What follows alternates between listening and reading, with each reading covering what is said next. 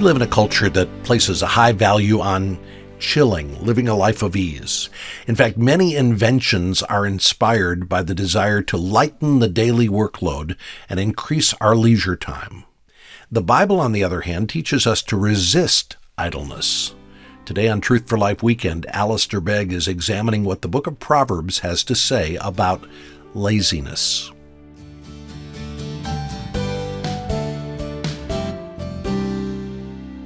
Well, can I invite you to take your Bibles again and turn to the book of Proverbs? I'll be referring to a number of places. If your fingers are nimble, then you can let them do the work. If they're not, then you can perhaps check later to see that the things that I'm saying are actually in the Bible. But it's always good to keep your Bible open so that you can see that what's being said actually emerges from the text.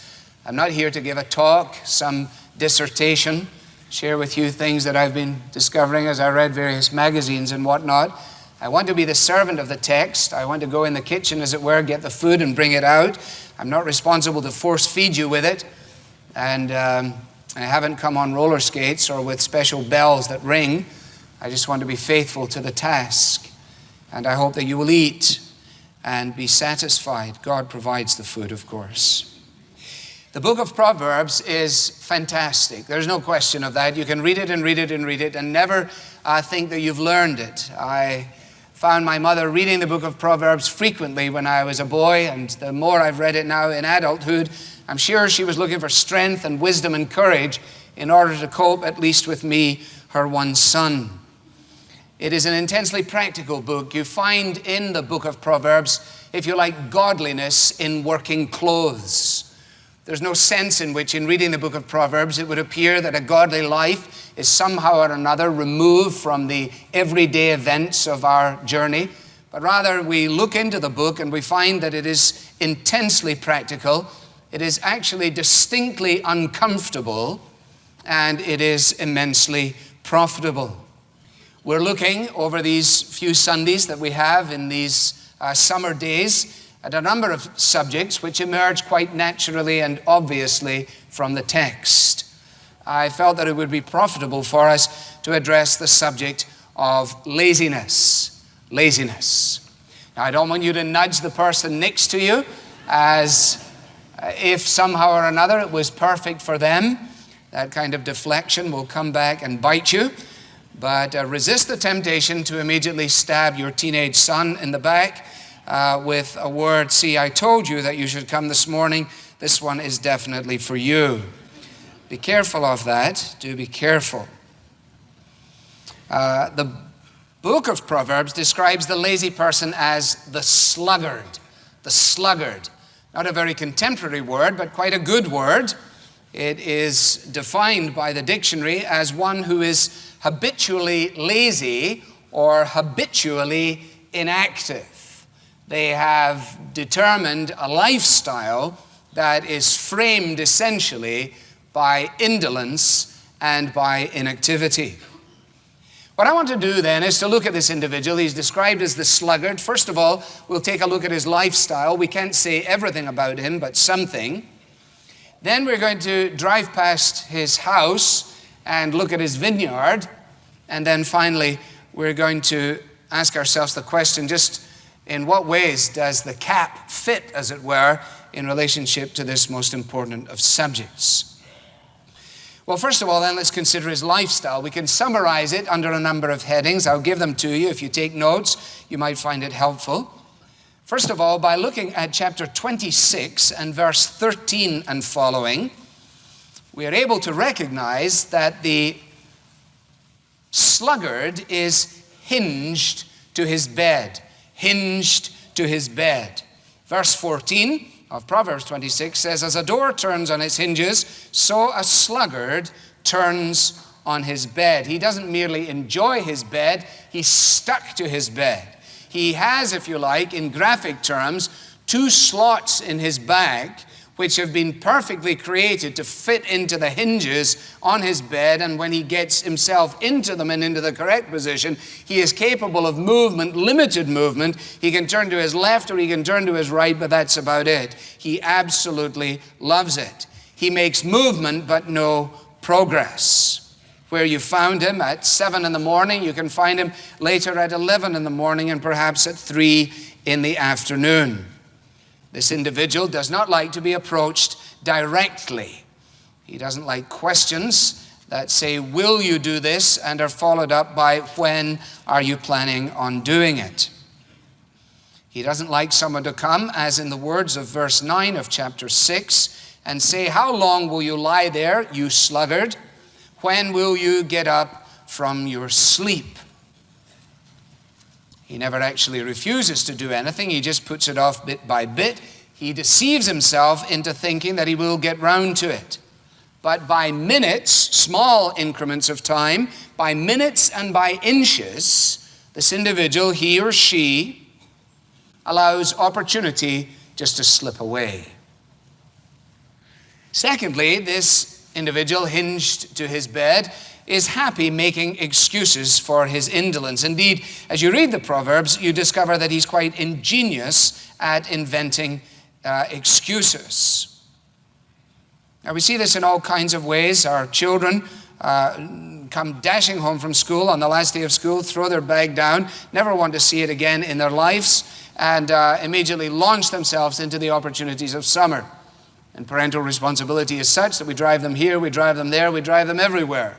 We sit and get eaten by mosquitoes all through the night as we watch them miss again and again their endeavors to try and connect with a softball with a bat which we brought them only a few days before.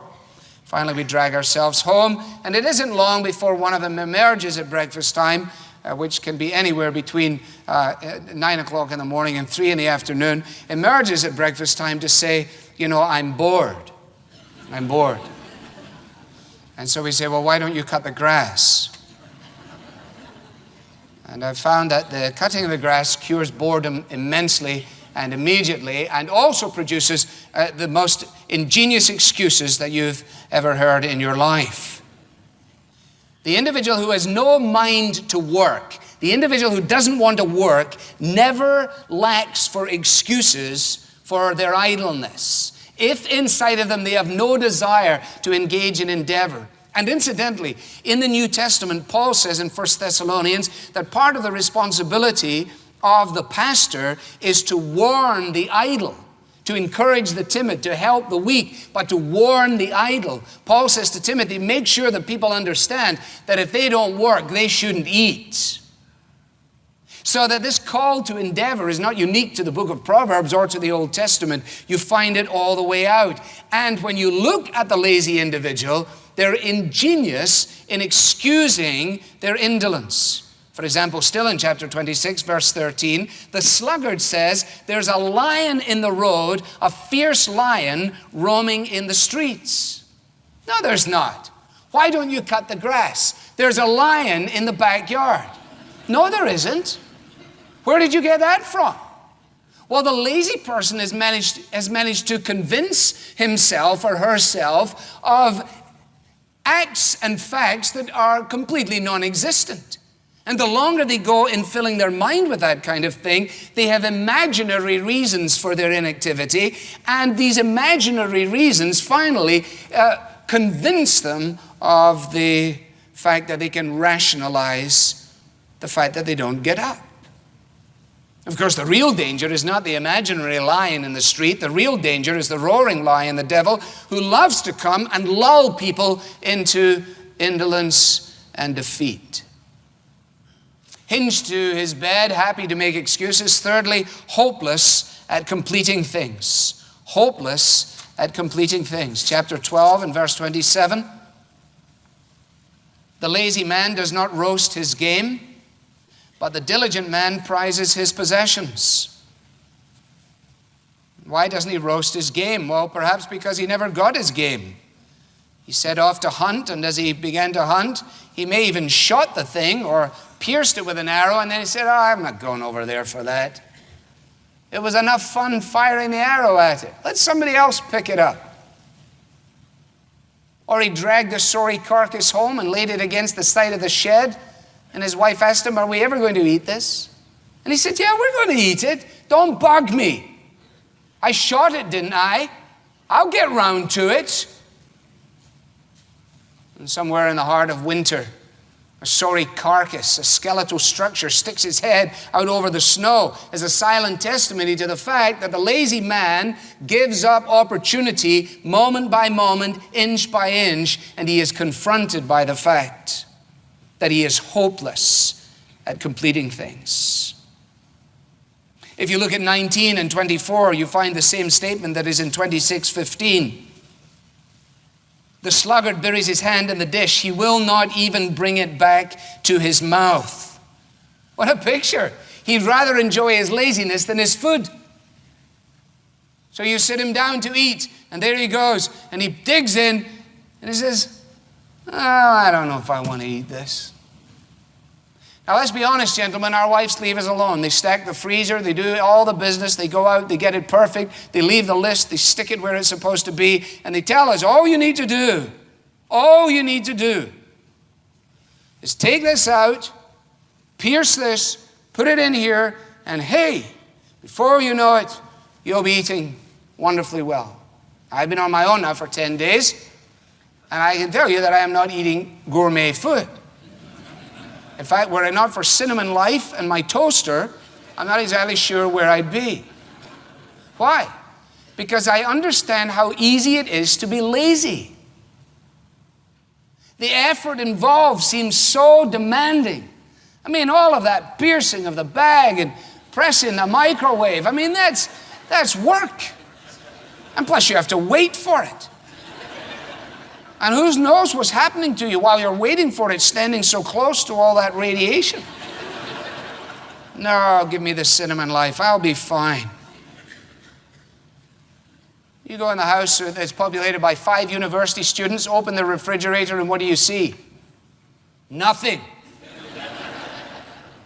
Some old jar of peanut butter that looks as though it's been infested by creatures from outer space. A half-finished ketchup and an old bottle of water. You say, what do I give you money for? It's a picture of laziness. And without wishing to be crass or indiscreet, the classic illustration of being unwilling to complete a simple task is surely to be found in the average bathroom. You sit down. You look at the toilet roll holder. And what is there? A cardboard tube. Now I ask you, what is so difficult about this? In our house, there's no magic to it. We don't even have to stand up. It's a right-left movement. You go here, you bring it there, you unhook that, you drop it in the waste paper, you put it on, you're done. Everybody knows that. And yet there it sits. A silent testimony to indolence. The same person is not only hinged to his bed, happy with excuses, hopeless at finishing things, but he's also hungry for fulfillment. The lazy person will always be hungry for fulfillment. His cravings will always be unfulfilled. The desire, says Solomon 21:25, the desire of the sluggard kills him because his hands refuse to labor. He knows that he would love to have that. He knows what's involved in getting there, but he doesn't want to do it. And it is his laziness that short-circuits him. The soul of the sluggard, 13:4, the soul of the sluggard craves and gets nothing. Not because he can't, but because he won't. He's made a habit of the soft choice. He says, I can't plow, it's too cold. And yet he will hope that he might reap. You can't reap if you don't sow and you don't plow. And fifthly, the final tragedy of this individual is that he is proud in his own self-assessment. That's the significance of the 16th verse of Proverbs 26. The sluggard is wiser in his own eyes than 7 men who answer discreetly. In other words, he regards himself as something of a genius. He scorns his friends who are working hard. He believes himself to have found the key to learning without any inconvenient exertion. And if you stay there in verse 16, you will notice that he is the last to see his own features. He's got a blind spot here. He's no idea that he's lazy. In verse 13, he says, I'm not a shirker. I'm a realist. There's a lion in the streets. Wrong. In verse 14, I'm not self-indulgent. I'm just not at my best in the morning. Funnily enough, you didn't look real good in the afternoon. And as I saw you in the evening, you weren't looking particularly filled with endeavor then either. In verse 15, his inertia, burying his hand in the dish, too lazy to bring it back to his mouth, is just an objection to people hustling him. Don't hustle me. I'll finish when I'm ready. There's no rush. What's the big problem here? I'll get around to it. And I don't want to be unkind to teenagers.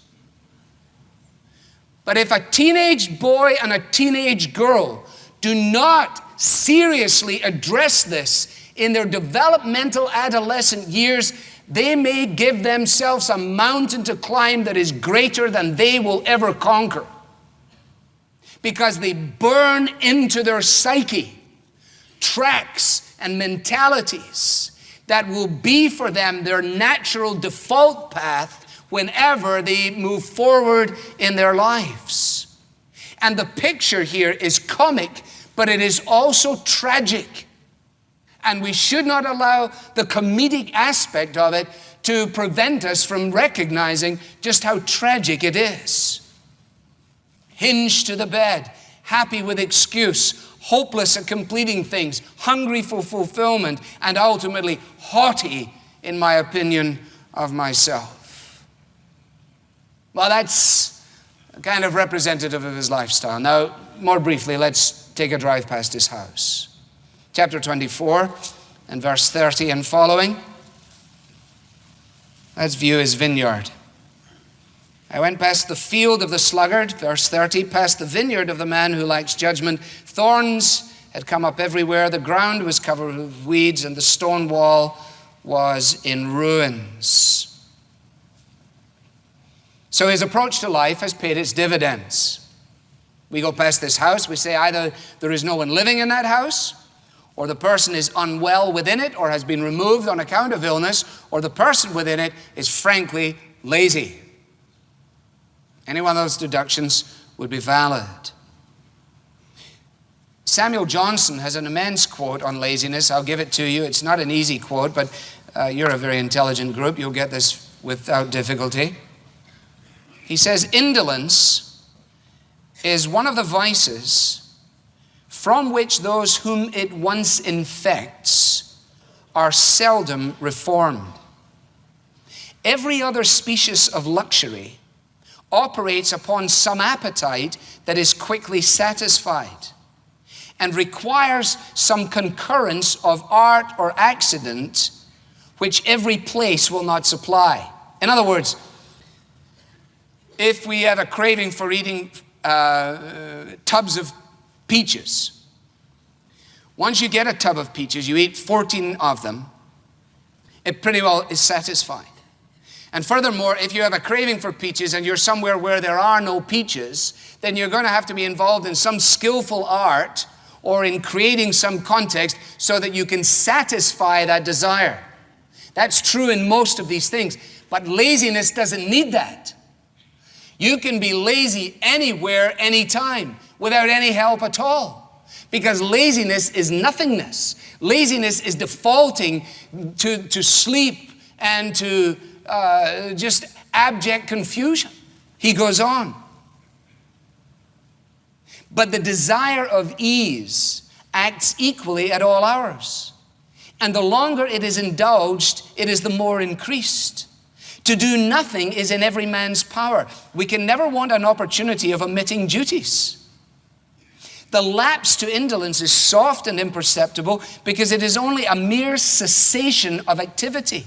But the return to diligence is difficult because it implies a change from rest to motion, from privation to reality. Everybody who has ever engaged in an exercise program knows this is the case. It takes no difficulty at all when the time comes around, whether it's an alarm ringing or whether it's somebody coming and calling on us, to say, okay, I think I'll just stay here. Doesn't matter where here is. You can be in your house, you can be on the road, you can be in a hotel. I think I'll just stay here. And the more that we develop patterns of, okay, I don't think I'll do this, or I don't think I'll apply myself, oh, I think I'll get round to it later, whatever else it is, we begin to establish a track for ourselves. On the day we determine to change, what a mountain we climb. We were running whatever it was. We were able to talk as we ran. We were able to increase our speed or decrease our speed. We could, within the limits of our own exercise program, do well. And then we said, okay, I don't think so. No, I don't think so. No. And now, suddenly we decided we'll go again. We thought we'd start where we were. We didn't start where we were. We'd only gone 150 yards and we were walking. We couldn't talk to our wives because we were completely exhausted and out of breath. Our neighbor up the street wants to know why we're not speaking. It's because we can't speak. And here's the thing.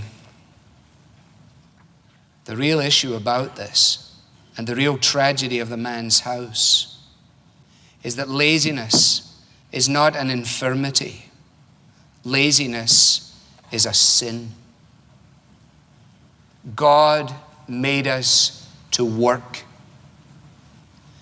Indeed, 6 days you shall labor and do all your work, but the seventh is a Sabbath to the Lord. And the contemporary quest for leisure feeds on indolence, feeds on a mentality which says, nobody's going to tell me what to do or when to work. I will just order my own program. And my desire in life is to reduce this 6 to as small a number as I can. And I'm certainly not interested in this one day of worship and rest and study and so on. All I want to do is have some fun. Sorry, that's what's her name? Sheryl Crow. That just came out from nowhere. Sorry. On the Santa Monica Boulevard. That's all I want to do. And I'll do it when I want, and I'll do it with who I want, and don't anybody talk to me about anything. The Christian is supposed to be radically different from that.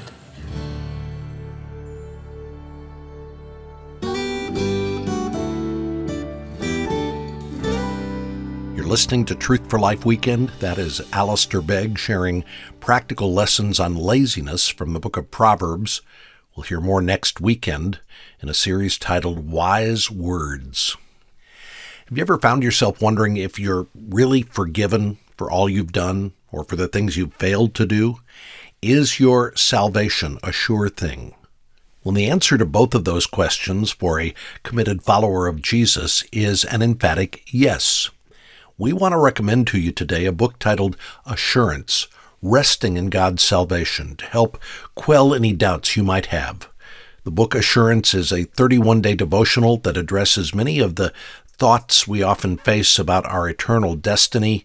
In fact, it explains that our enemy, Satan, loves to tempt us with skeptical thoughts. But as you read what God affirms about salvation, you'll know for certain that your doubts are unfounded. Learn more about the book Assurance, Resting in God's Salvation, when you visit our website at truthforlife.org. I'm Bob Lepine. Thanks for listening. We're glad you included us in your weekend. Join us again next weekend for the conclusion of today's message. We may joke about laziness, but find out why it's ultimately tragic and needs to be diligently resisted in all aspects of our lives. The Bible teaching of Alistair Begg is furnished by Truth for Life, where the learning is for living.